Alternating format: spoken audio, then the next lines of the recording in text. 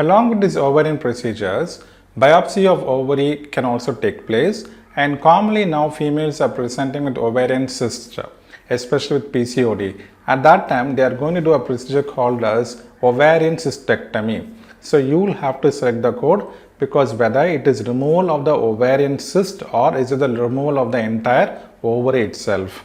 Again, the laparoscopy codes also, you will have to be careful in selecting whether it is removal of the adnexal structures or removal of the ovary and the tubes by themselves. There are some special services that we are going to see is like Cordocentesis, where they are going to take a fluid or the blood sample from the umbilical cord. So we saw this contraction, we saw this chorionic villus sampling and the contraction test, fetal contraction tests, whether by giving, they have induced stress, and they will see how about the contraction of the uterus and the fetal reaction.